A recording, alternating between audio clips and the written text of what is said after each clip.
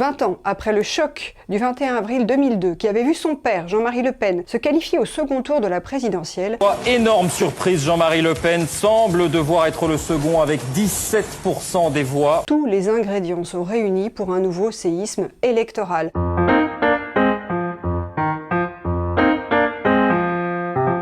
Nous voici donc à quelques heures du verdict de cette campagne présidentielle qu'on pourrait qualifier de campagne fantôme, tant elle a été percutée d'abord par la pandémie de Covid-19, puis par le conflit en Ukraine. Cette nuit, la Russie a engagé une attaque militaire massive contre l'Ukraine. Au point d'étouffer pour partie le débat. Résultat, on se retrouve avec un président sortant, Emmanuel Macron, entré très tardivement en campagne, à 38 jours du premier tour seulement. J'ai moins de temps disponible pour la campagne que mes concurrents, et donc j'ai fait des choix.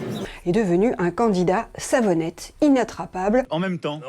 Refusant les débats avec ses adversaires et ne tenant qu'un seul meeting avant le premier tour.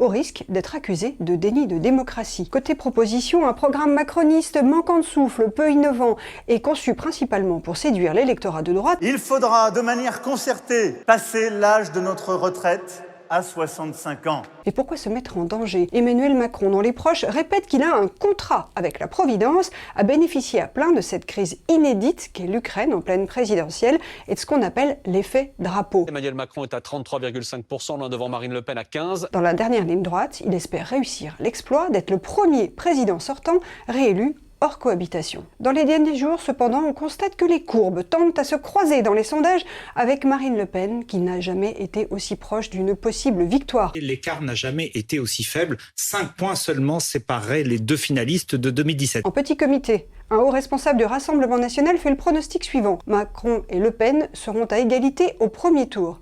Il n'est même pas interdit de penser que Marine Le Pen puisse arriver en tête. 20 ans après le choc du 21 avril 2002, qui avait vu son père, Jean-Marie Le Pen, se qualifier au second tour de la présidentielle.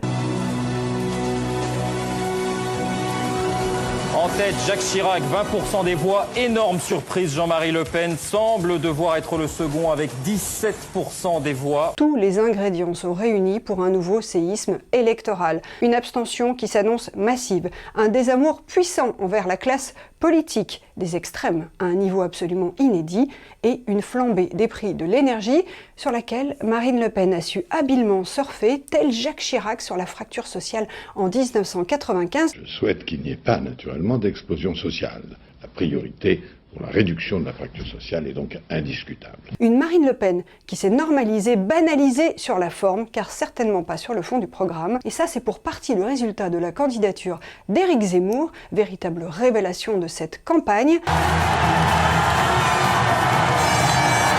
mais dont la radicalité a fini par la normaliser. Immense paradoxe, ce candidat souvent accusé de misogynie, elle n'incarne pas le pouvoir, c'est comme ça. Je vous dis, le pouvoir s'évapore dès qu'elles arrivent. Pourrait in fine servir de marchepied à celle dont il répétait qu'elle était inapte à diriger le pays et même à l'emporter. La surprise pourrait toutefois venir aussi de Jean-Luc Mélenchon, qui pour sa troisième et dernière candidature à l'élection présidentielle est un peu devenu le candidat de la gauche malgré elle. Le candidat de la France insoumise, et ça ne manque pas de saveur, appelle même dans la dernière ligne droite à vote utile sur sa personne. Mais ce que je peux dire, c'est que si vous votez pour moi, c'est le vote le plus concret, pas seulement pour un programme, mais pour éliminer l'extrême droite dès le premier tour. Alors même qu'en 2017, il avait refusé de choisir entre Macron et Le Pen. Chacune d'entre vous sait en conscience quel est son devoir. On verra dimanche soir si Yannick Jadot réussit avec les voix des écologistes à remonter un peu au filet, car pour le reste de la gauche, c'est le marasme. C'est la première fois qu'on voit le Parti socialiste et sa candidate Anne Hidalgo pointer dans certains sondages sous Jean Lassalle à la magie, au talent, et le candidat communiste Fabien Roussel. Ça va pas, quoi. C'est l'un des grands enseignements de cette élection présidentielle.